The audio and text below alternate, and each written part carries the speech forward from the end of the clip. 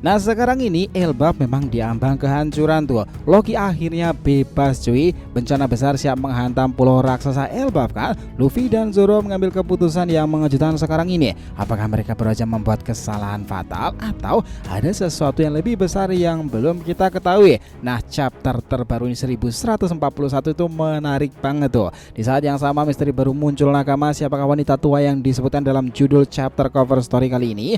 Apakah ini hanya lelucon dari Zoro itu atau ada sosok berpengaruh yang akan mengubah segalanya kan? Ditambah lagi teori gila tentang trio monster Joy Boy semakin menguat lagi. Itu ngebuat sejarah dunia One Piece tuh semakin kabur dan juga penuh teka-teki loh. Banyak spekulasi setelah ini kita yakin. Nah untuk konspirasi pengkhianatan pertarungan yang akan mengubah Elbaf selamanya itu akan menjadi daya tarik tersendiri setelah Loki itu akhirnya untuk pertama kali bebas dari belenggu rantai tersebut. Spoiler lengkapnya ada di sini nakama. Nah kita lanjutkan perjalanannya. Ini menarik. Selamat datang teman-teman. Kita akan bahas alur cerita prediksi ini dengan Mimin di sini. Joy Boy The Library of Nika. Let's go. Kita mulai petualangannya.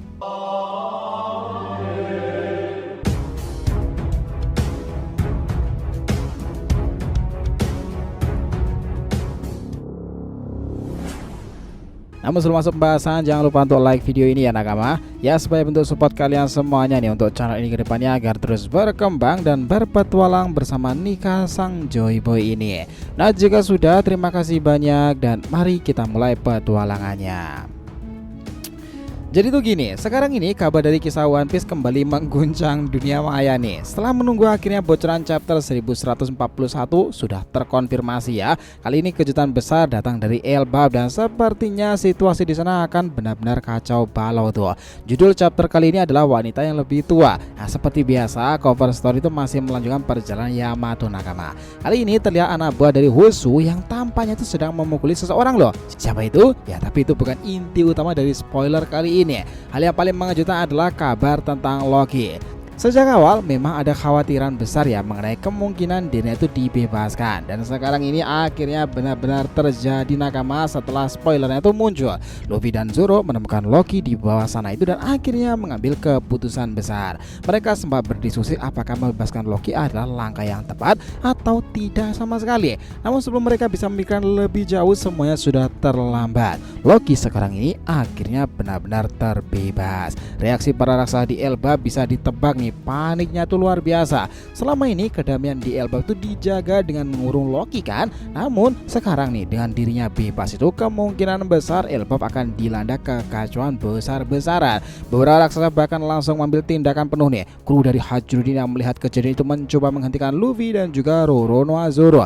Tapi semuanya sudah terlambat sudah. Tidak ada yang bisa mengubah fakta bahwa Loki sudah tidak lagi terkurung di sana kan. Tapi nakama ada sesuatu yang menarik memang. Biasanya jika orang seperti Loki dibebaskan pasti ada alasan kuat di baliknya. Nah Luffy dan Zoro bukan orang sembarangan loh. Mereka memiliki insting luar biasa dalam membaca karakter seseorang. Apalagi si Roronoa wakil kapten tersebut. Kita tahu bahwa Zoro sendiri dikenal sangat waspada terhadap orang asing kan. Beberapa kejadian di masa lalu memang membuktikan hal tersebut. Seperti saat ia pertama kali bertemu dengan Fujitora di Dressrosa dan langsung bisa mencium ada sesuatu yang mencurigakan kepadanya kan. Jadi karena itulah kalau Zoro setuju untuk membebaskan Loki bisa dibilang ya itu bisa jadi ada sesuatu yang belum diketahui oleh para raksasa di Elbaf itu sendiri.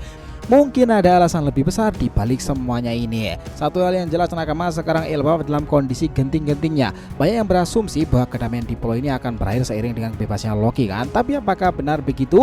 Ya bisa aja. Luffy dan Zoro tampaknya memang masih punya rencana. Mereka sepertinya siap bertanggung jawab besar penuh atas keputusan ini. Bahkan ada kemungkinan besar mereka ingin meyakinkan para raksasa lainnya bahwa Loki itu bukanlah ancaman seperti yang mereka pikirkan. Nah, meyakinkan raksasa yang punya trauma mendalam terhadap Loki tentu memang bukan hal yang sangat mudah nih. Apalagi ada kabar bahwa Loki membunuh ayahnya sendiri King Harald itu dan mengambil buah iblis legendaris kan. Itu luka lama yang pasti bisa membekas jika diungkit kembali. Mungkin ada kesepakatan tertentu antara Luffy dan Loki pada akhirnya. Memang ya nakama ada teori yang menyebutkan bahwa Loki bisa memberikan informasi informasi tentang Akagami Sans kepada Sang Yonko itu sendiri.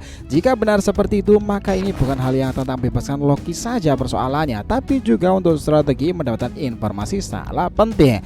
Menariknya lagi, judul chapter itu juga menyoroti wanita yang lebih tua kan. Ini cukup misterius loh. Bisa jadi ada makna tersembunyi di baliknya yang baru akan terungkap di chapter berikutnya. Dalam cerita ini ada momen di mana Nami bergabung dalam pesta dan berbicara dengan Jorul. Saat itu ia berkata kepada Jorul tentang tipe wanita yang disukainya kan, dan jawabannya adalah wanita yang lebih tua. Jawaban itu memang cukup mengejutkan karena Jorul adalah raksasa tertua di dunia. Jadi siapa sebenarnya wanita tua yang dimaksud itu? Apakah ini mengarah ke seseorang yang memiliki peranan penting dalam cerita One Piece? Ya bisa aja kan, silakan kalian berspekulasi. Karena memang spekulasi seperti ini menarik, termasuk kemungkinan bahwa ini ada hubungannya dengan Im Sama atau sosok dari pemerintahan dunia, atau mungkin liarnya Nefertari Lily. Bisakah seperti itu? Ya mungkin aja. Tapi bisa juga ini merujuk pada raksasa wanita tua yang berada di Elbaf Nakama. Karena selain itu ya nakama, ada juga informasi menarik lainnya. Salah satunya itu adalah tentang lingkaran sihir yang diciptakan oleh para kesatria suci. Lingkaran ini disebutkan sebagai Abyss, tapi bacaan kanjinya itu adalah Gobose, yang itu berarti berujuk kepada binatang berujung 5 dan juga semacam sebutan lain pentagram.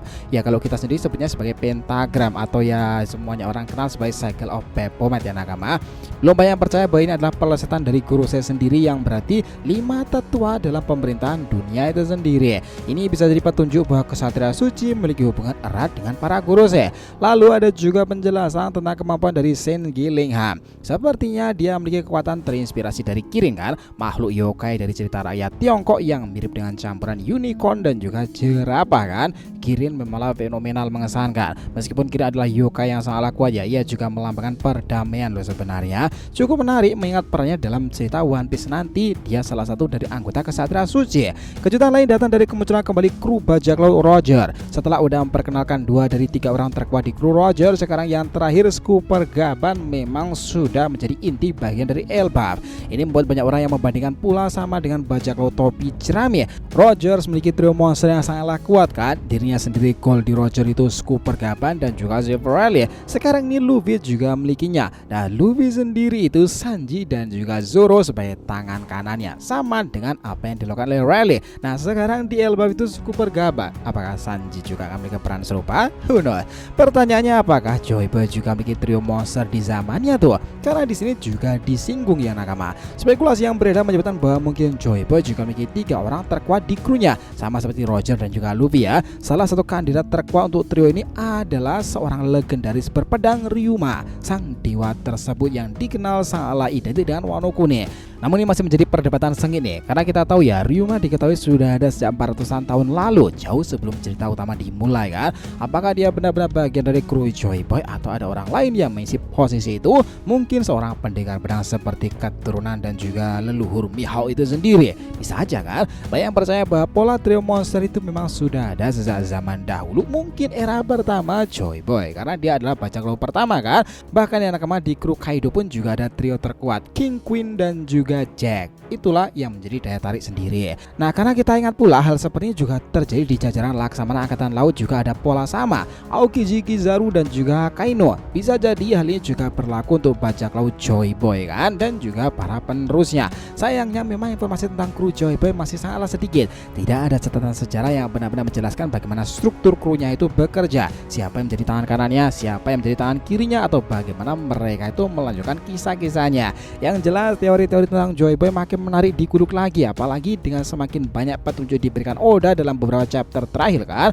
Mural besar di Elbaf itu sendiri adalah gambaran yang makin menarik dan merupakan inti dari perjalanan untuk mengungkapkan bagaimana Joy Boy di masa itu dan juga perannya di masa sekarang kan. Kalau mau disimpulkan lebih lanjut lagi untuk bocoran kali ini ya nakama, di chapter 1141 itu situasi Elbaf memang makin panas dengan kebebasan Loki, sementara misteri tentang Joy Boy, kesatria suci, hubungan mereka dengan dunia memang pada akhirnya terus saja berkembang. Chapter berikutnya kami yakin akan melakukan lebih banyak kejutan dan pasti akan sangatlah mind blowing lagi. Luffy, Zoro telah bebasan Loki, keputusan yang bisa membawa harapan atau bahkan justru bencana bagi para raksasa dan pulau tersebut. Jelas saja nih rasa takut dan trauma lama mereka hadapi karena Loki masih membayangi di sejarah-sejarah masa lalunya. Kini Luffy harus membuktikan bahwa tindakannya benar ya. Tapi pertanyaannya, bisakah mereka meyakinkan Elbaf sebelum segalanya itu terlambat? Di sisi lain, misteri tentang wanita tua dalam judul masih menggantung, menambah teka-teki tersendiri yang belum terpecahkan. Ditambah lagi teori tentang trio monster dalam sejarah Joy Boy semakin panas kan, membuka kemungkinan nakama pola-pola tersebut akan terus berulang ke orang-orang penting di kisah dunia baru sekarang ini. Nah, kami pikir One Piece 1141 ini pada akhirnya nanti akan membukakan jalan informasi yang sangatlah luar biasa menarik untuk kedepannya nakama. Kalian sendiri gimana? Sepakat tentang hipotesa ini? Jadi itulah tadi ya pembahasan kita mengenai apa yang terjadi, gambaran yang sudah keluar tentang One Piece chapter 1141-nya.